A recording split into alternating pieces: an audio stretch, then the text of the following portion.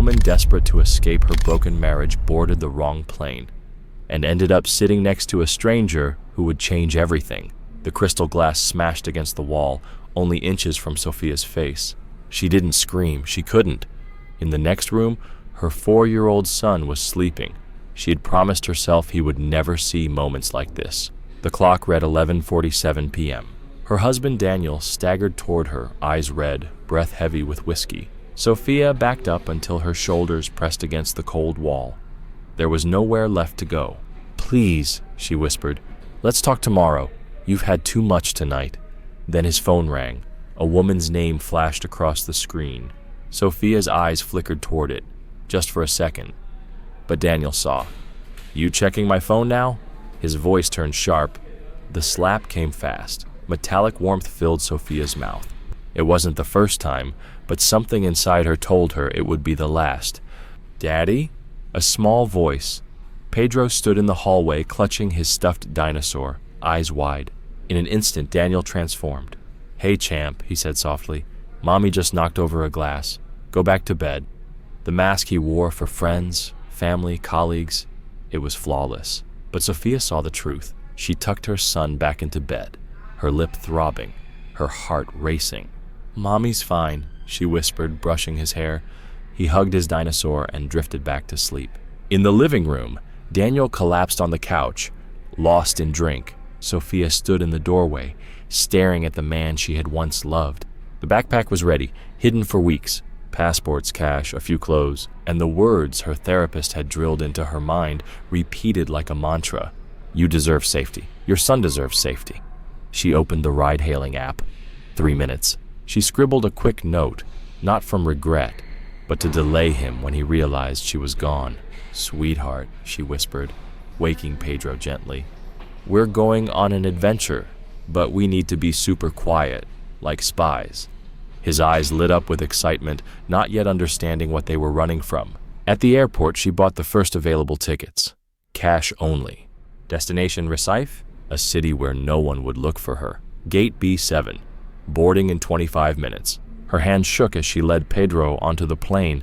She glanced back, terrified of seeing Daniel's face appear in the crowd. Only one seat remained beside a man by the window, fast asleep. "Excuse me," she whispered. He stirred. Dark, observant eyes met hers. Simple clothes, quiet presence, but something about him filled the space. He moved aside so she and Pedro could sit. When the plane lifted into the night sky, Sophia finally exhaled. Her body ached, her lip throbbed. But for the first time in years, fear began to fade. The man noticed the bruise on her face. He didn't pry. He simply said, "My name is Raphael." "Sophia," she answered. And she couldn't explain why, but she trusted him. What she didn't know was that Raphael wasn't just another passenger. That seat wasn't random. Their lives had been woven together long before this flight, and soon Sophia would discover just how deeply their stories were connected, and that this meeting, born from desperation and chance, would lead to something far greater than escape, a journey of justice, redemption, and second chances. Pedro, now fully awake, pressed his face to the window, pointing at the soft clouds drifting beneath them. Raphael smiled and offered his seat by the window. Pedro slid in happily, clutching his dinosaur. "First time flying?" Raphael asked, his calm voice strangely soothing against the storm inside Sophia. "Yes," she admitted, pulling her jacket to cover the marks on her arm. "First time for both of us." Raphael's gaze lingered on her split lip, but without judgment. He noticed everything, the way she flinched when someone brushed past, the way her eyes never stopped scanning the aisle. "Final destination?" he asked, as if they were strangers making small talk. "Recife. I have a cousin there. At least I think I do. We haven't spoken in years." He nodded, understanding without pressing further. "And you?" Sophia asked, eager to turn the spotlight away. "Salvador," he said with a faint smile. "Heading home after a long time away." The attendant passed with drinks. Pedro proudly asked for orange juice, grinning as if it were the greatest adventure of his life. Sophia declined, her stomach still churning. "You should eat something," Raphael said, handing her a small packet of peanuts. "Running takes strength." Sophia froze. Their eyes met. "How did you—" I recognize the signs, he replied quietly. I used to work at a support center in Salvador.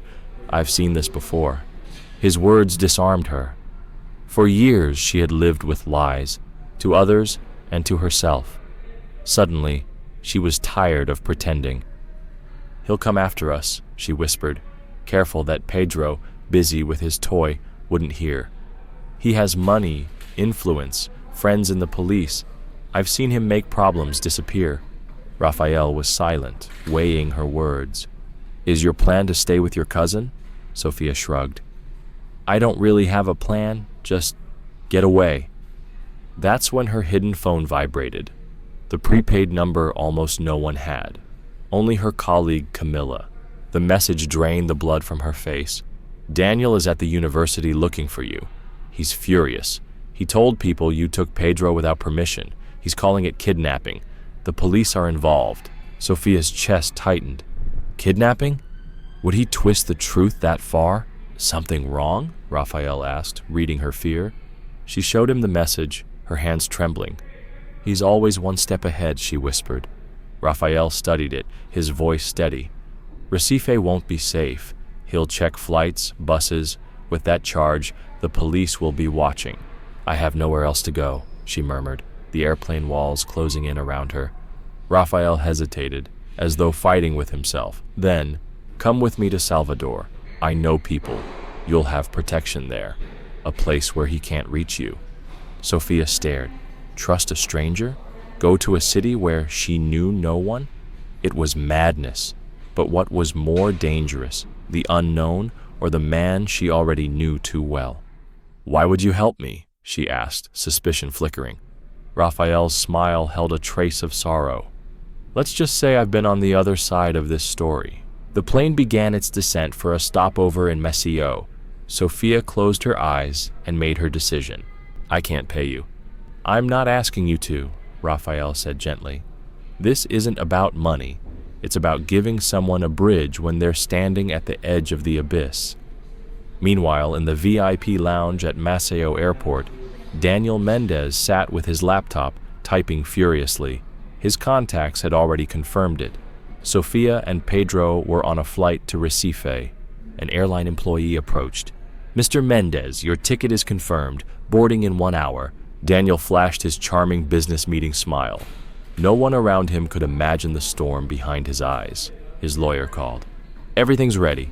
The judge signed the warrant. She'll be arrested the moment she lands. Daniel hung up, satisfied. Sophia had always been predictable. Did she really think she could outsmart him? But what he didn't know, what no one could guess, was that Sophia and Pedro weren't heading to Recife anymore. They were boarding a connecting flight to Salvador. And Raphael? He wasn't just a kind stranger. The discreet brooch pinned to his shirt, shaped like a symbol of balance, marked his link to a hidden network that had been quietly helping women escape danger for years. This time, Sophia wasn't running alone. The network wasn't just a shelter. It was an invisible web with resources, contacts, and methods that operated in the shadows of the system. And hidden deep inside Sophia's bag, tucked between a few clothes and Pedro's teddy bear, was a single USB drive. It carried evidence Daniel never imagined she had. Years of abuse documented, yes, but also his secret dealings, financial fraud, and political bribes. Sophia wasn't just escaping. She was carrying the key that could shatter his empire. The real battle was only beginning. The refuge in Salvador looked more like a colonial mansion than a safe house. Its walls were high, its cameras discreet, its doors guarded. Inside, it felt like another world. From a quiet second-floor room, Sophia watched as Pedro played in the courtyard with other children, his laughter echoing under the watch of volunteers. "Welcome to Refugio Esperanza," said a woman in her 50s, stepping in with a briefcase. "I'm Dr. Helena. Raphael told me your story." Her voice was firm, but her eyes carried warmth that made Sophia's shoulders ease for the first time in years. "How did Raphael even find me?" Sophia asked. "Was it really just chance?" Helena smiled knowingly. "Raphael is our finder. He has an instinct for recognizing women in danger. But in your case, it wasn't coincidence. Your colleague, Camila, She reached out weeks ago. She saw the signs, did some quiet research, and connected you to us." Sophia froze. Camilla, always so discreet. The truth settled in. She hadn't been as alone as she thought. Days passed. Sophia learned that the refuge wasn't just one house. It was part of a national web. Lawyers, retired police, social workers, survivors, all working together in places where the official system had failed. Meanwhile, Raphael and his small tech team studied the USB drive. "This is bigger than we imagined," he said one evening in the refuge library. "Daniel isn't just an abusive husband. He's laundering money, bribing officials, evading taxes. The evidence is all here."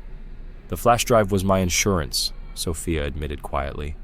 "For years I played the perfect wife, hosting dinners, serving drinks, listening like I didn't exist. They forgot I was in the room. I saved everything. Documents, recordings, photos. I knew one day I'd need it." In Recife, Daniel was losing control. His private investigators found no trace of Sophia or Pedro. The airline confirmed they had boarded, but no arrival records existed. It was as if they'd vanished. "Raise the reward to 50,000, Daniel ordered. "I want them in 72 hours. Then came the call from his bank. "Mr. Mendez, your accounts are under investigation. We've received a court order. Everything is frozen." Daniel forced a calm smile, but inside, panic clawed at him. Minutes later, another message. "Federal police are at the company.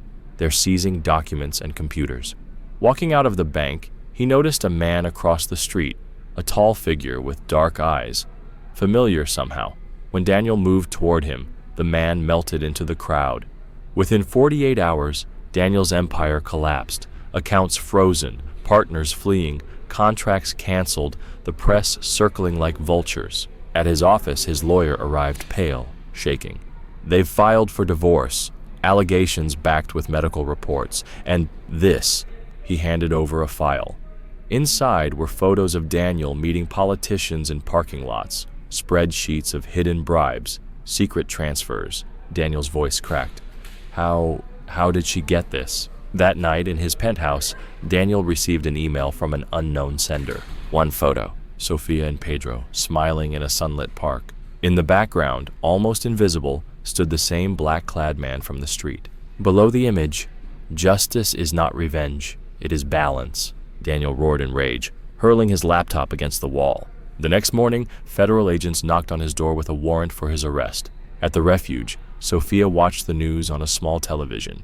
"Businessman Daniel Mendez has been taken into custody," the anchor reported, listing charges of corruption, fraud, and financial crimes. There was no mention of Sophia, no mention of Pedro, exactly as they had planned. "It worked," she whispered. Relief washed over her, not triumph, just the peace of knowing it was over. Raphael sat down beside her, his expression steady. "No," he said gently, "you did that."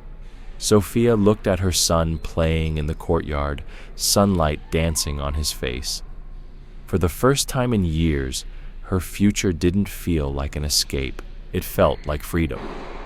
"Your courage, your foresight," Raphael said softly. "We just smoothed the way." Sophia tilted her head. "And the photo Daniel received?" Raphael smiled knowingly. "Miguel, he's our expert in subtle communication. We thought Daniel deserved to see that you and Pedro were safe, but out of reach." At that moment, Dr. Helena entered with a folder. "The judge granted you full temporary custody, and the strongest protective order I've seen in years." Sophia hugged the papers to her chest, tears rolling freely.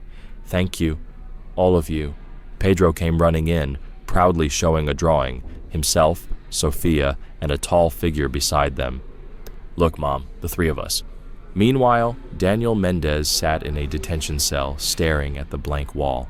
The empire he had built on threats and corruption had crumbled like sand. Politicians who once protected him now avoided him. Judges who owed him favors refused his calls. What he would never understand was that his downfall wasn't only Sophia's liberation, it was part of something larger. The silent network Raphael belonged to was dismantling more than one man. It was striking at the roots of an entire system of privilege and impunity. Because men like Daniel always make the same mistake, they underestimate the people they think are invisible. and invisible no longer meant powerless. 6 months later, Sophia sat on the porch of the refuge, watching the Salvador sky blush orange and pink at sunset. Pedro's laughter echoed across the courtyard as he played with other children. It was a sound she thought she might never hear again. Raphael joined her with a cup of tea. For the first time, she smiled without the shadow of fear. The woman who once fled in terror was now leading the refuge's education program, helping other women rebuild their professional lives. "We received 3 more families this week," Raphael said. "One of them saw your interview." The anonymous interview, her silhouette on national television, had inspired women across the country to quietly gather their own evidence, to prepare, to believe in the possibility of freedom. "And Daniel?" she asked quietly. Raphael checked his phone. Still in custody, all appeals denied. His empire is gone. His so-called friends abandoned him. He even tried bribing a guard to find out where you were, so they transferred him to maximum security. Sophia felt nothing. Not hatred, not triumph, only distance, as though Daniel belonged to another lifetime. Raphael changed the subject gently. "I heard the court approved alimony." "Yes," Sophia said with a wry smile. "The man who once controlled every penny now pays into Pedro's education fund. Fitting, isn't it?" Just then, Pedro ran up, clutching another drawing. "Mom, look, our new house!" 3 figures stood in front: Sophia, Pedro, and Raphael. Sophia and Raphael exchanged a glance, both blushing faintly. What bound them wasn't romance, not yet, but something deeper, a trust born from surviving storms together. Dr. Helena appeared with yet another envelope. This just arrived. Hands trembling, Sophia opened it. Inside, a court order granting permanent custody of Pedro and a lifelong restraining order against Daniel. Tears blurred her vision as she whispered, "It's official, we're free, legally free." That night, the refuge came alive with music, food, and laughter. Women in every stage of recovery filled the courtyard, their voices weaving together into a single chorus of resilience. Sophia stood among them, her son at her side, her heart finally light. And in that moment, she recognized the feeling she had chased for years. Not escape, not survival, but peace. Raphael approached with a small package. "A gift," he said softly, "to mark your new beginning." Inside was a key and an address. "It's a safe apartment near the university. The refuge helps with the transition to independent living. You're ready." Sophia turned the key over in her hand, the symbol of her new freedom. "And if I'm not?" she asked quietly. "Then we wait until you are," Raphael replied. "There's no rush." A month later, Sophia and Pedro moved into the little apartment. The yellow walls glowed with sunlight, welcoming them into a life they had once thought impossible. Pedro had his own room, dinosaurs on the walls, glowing stars on the ceiling. Sophia began teaching again at a new university, her passion for literature renewed. On weekends, she returned to the refuge as a volunteer, helping other women on the same journey she had walked. Raphael visited often. He brought books for Pedro, and long evenings turned into quiet conversations on the balcony. One night, under the warm glow of the stars, Raphael asked gently, "Do you regret it?" Sophia knew what he meant. "For running?" She shook her head. "Never, only for not leaving sooner." "And now?" he pressed, his voice softer still. Sophia smiled, her eyes reflecting the night sky. "Now, I'm exactly where I'm meant to be." Far away, in a solitary cell, Daniel Mendez stared at the headlines. His face, once plastered across magazines as a symbol of success, now appeared under words like corruption, scandal, and disgrace. He had lost everything: money, power, reputation.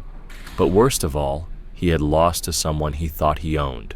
What men like Daniel never understand is that their true weakness isn't arrogance or cruelty. It's their blindness to the strength of those they try to break. And Sophia had turned her pain into something far greater than survival.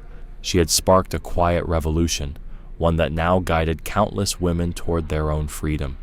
If this story of resilience and new beginnings moved you, don't forget to subscribe, because true victory isn't about destroying those who hurt us. It's about building a life so radiant that the past becomes nothing more than a distant chapter in a much bigger story.